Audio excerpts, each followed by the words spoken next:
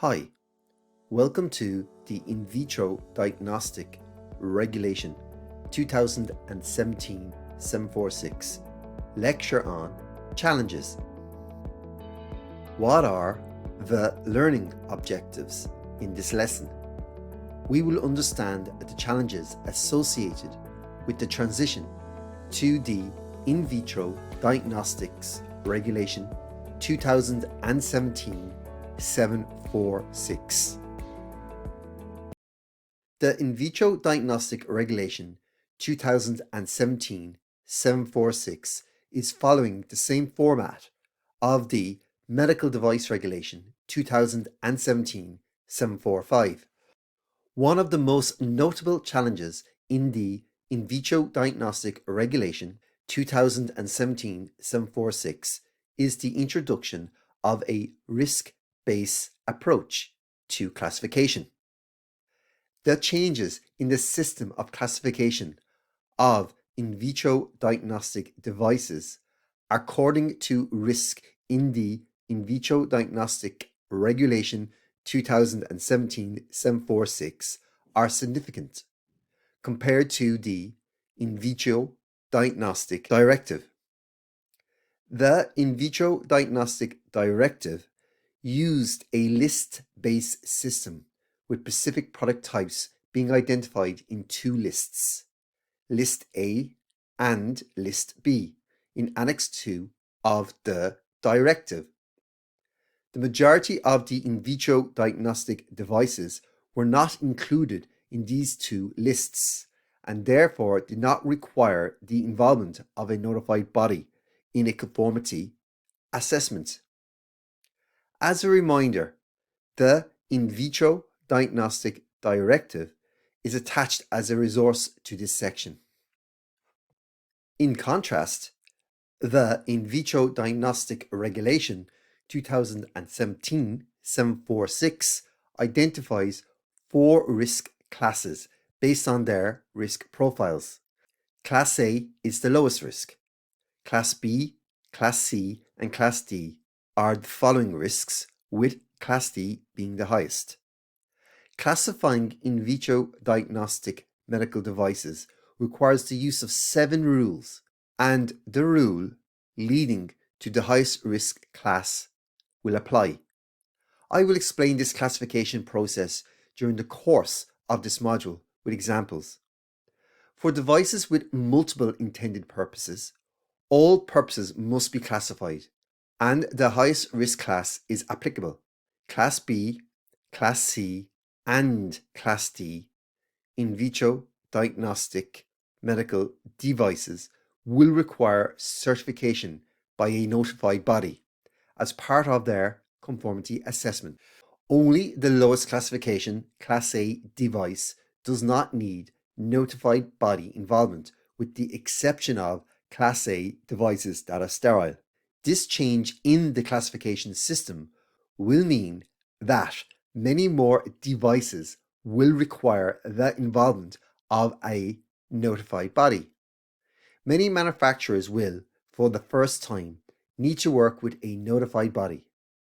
There is anecdotal evidence that there will be a shift from 10 to 20% of in vitro diagnostic medical devices being notified body certified to 80 to 90%. Notified bodies need to be designated against the scope of activities that they will perform. The notified body needs to be able to carry out a compliance assessment according to the In Vitro Diagnostic Regulation 2017-746. This takes time and training. The notified bodies that are designated for any particular European legislation are listed in the new approach, Notified and Designated Organizations Information System, called NANDO.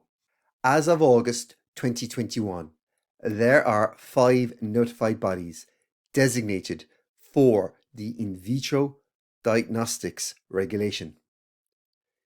BSI Group in the Netherlands, DECRA in Germany, DECRA in the Netherlands, TUV in Rhineland, Germany, and TUV in South Germany.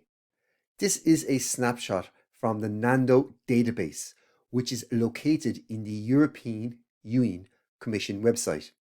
I can't emphasize enough that this is a really great resource for medical device regulation. Bottlenecks.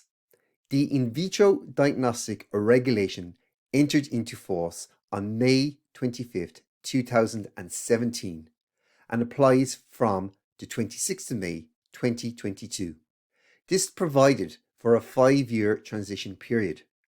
The transition period for the in vitro diagnostics regulation was set as 2 years more than the medical device regulation. Why was this done? Because of the extent of the changes and the new requirements introduced by the in vitro diagnostic regulation, which included the classification system, and the resultant need for increased notified body capacity. However, 4 years into the transition period, and with less than 1 year of the transition period left, there are 5 notified bodies for the in vitro diagnostic regulation. With more work to do and less notified bodies that were available under the in vitro diagnostic directive, there was 18 notified bodies accredited under the in vitro diagnostic directive 98/79 EEC. The transitional provisions for the in vitro diagnostic regulation are set out in Article 110 of the regulation. This includes a provision that certificates issued by notified bodies in accordance with the in vitro diagnostic directive after the 25th of May 2017 become void by the 27th of May 2024.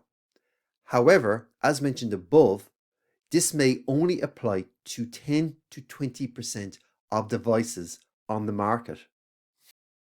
This gives an additional 2-year period for products with existing notified body certificates. But there is a caveat here. There can be no significant changes in the design and intended purpose of the device in that period. This can be quite constraining for a medical device manufacturer. For example, risk management may dictate that a change is required of the intended purpose, or a change of the intended purpose may occur because of a vigilance signal from the product in the marketplace. Additionally, the requirements of the in vitro diagnostic regulation on registration of economic operators and of devices, post-market surveillance, market surveillance, and vigilance apply, even for devices making use of this extended grace period. So, the medical device manufacturer needs to be ready for this section of the regulation. However, in vitro diagnostic medical devices that are self-certified under the in vitro diagnostic directive will not have CE certificates and so are currently unable to take advantage of this additional 2-year period. As a result, May 2022 becomes their hard deadline. Experience with designation of notified bodies under the medical device regulation showed that a number of designations were made in the final months of the transition period. While it is possible that will also happen in the case of the in vitro diagnostic regulation as well, this will not provide enough time for manufacturers who do not currently have a relationship with a notified body to make the necessary arrangements. Manufacturers who will need the involvement of a notified body for conformity assessment to the in vitro diagnostic regulation should identify their chosen partner as soon as possible, if they have not done so already. The options are either one of the organizations that are already designated, or to look at the list of notified bodies for the in vitro diagnostic directive listed in NANDO and check which ones are progressing with designation to the in vitro diagnostic regulation. Whichever notified body you decide to work with, check the scope of their designation or intended designation covers all your devices. We understand the following. Understand the challenges to transition to the In Vitro Diagnostic Regulation 2017-746. Understand the risk classification of products under the In Vitro Diagnostic Regulation 2017-746. Understand that there may be a bottleneck regarding the supply of notified bodies to perform compliance audits. Understand that there is a timeline constraint to be compliant to the In Vitro Diagnostic Regulation 2017-746. Thank you.